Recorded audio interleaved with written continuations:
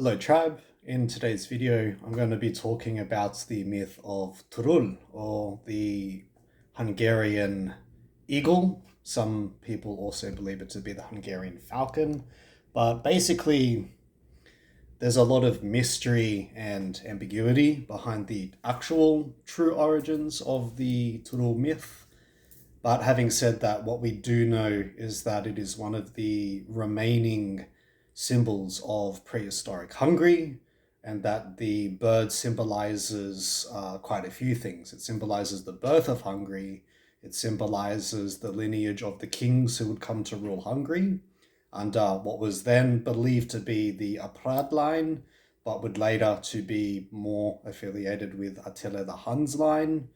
And the eagle or the falcon itself would symbolize the strength, the courage, and the upcoming kingdom of what would become modern day Hungary. So what we do know is that this myth dates back around 860 to 870 AD, and this was one of the first publications is from the Chroncicum Pictum, which is based on an earlier source. That earlier source in and of itself is anonymous, so we don't know who the exact chronicler is. Often the notary chronicler is attributed to Bela III.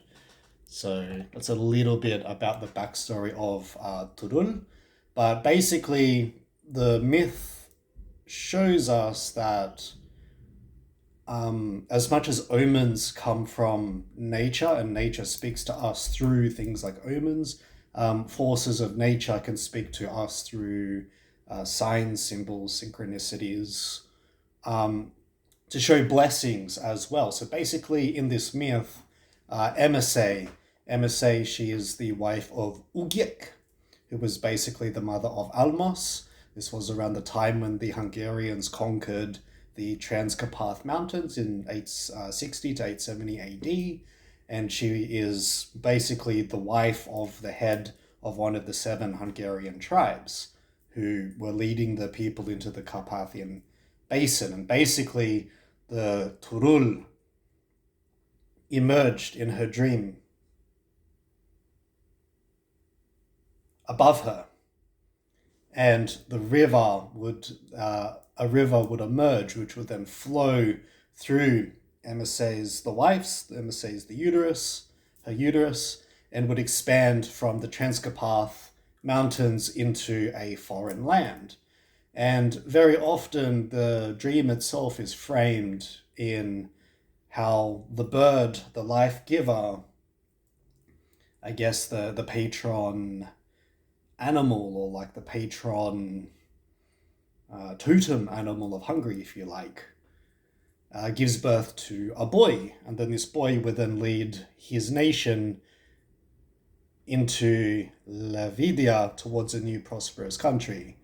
And basically, what was then believed to be the Aprad line, which was kind of revised now towards Attila the Hun's line, would give birth to a set of lineage of glorious kings. Now, often this bird is depicted as flying over through the sky above Emese, descending down into the lands, carrying itself a sword of fire. Now, the sword of fire I find is quite interesting because it represents modern day scholars, the consensus, would attribute this towards, I guess, God, the Holy Spirit.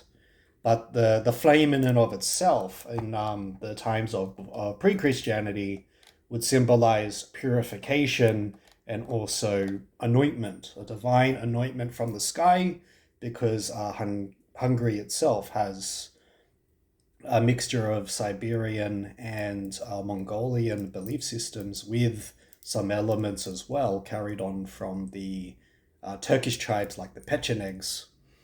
And then basically pre-Christian Hungary has an assortment of different belief systems, mostly tied to the Tengri, or basically Siberian shamanism mixed with Turkish influences and Mongolian influences throughout the eons.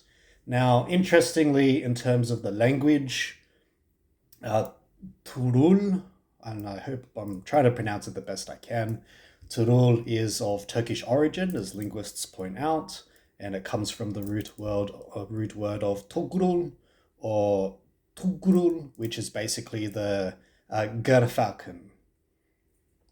But there are many different predatory bird species in the trans-Carparth mountains and that plain surrounding what would be, I guess, considered the border between modern Ukraine, modern Hungary, and modern other nation states.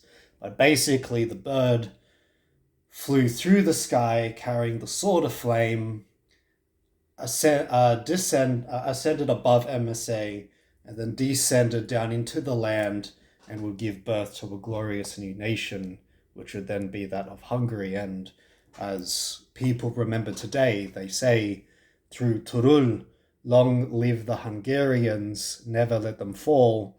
The Turul bird guards its nations and defends them from all. And with that, I leave you. So, Humanus Invictus, the human spirit is never conquered, and I'll see you in future videos. Bye for now, and take care.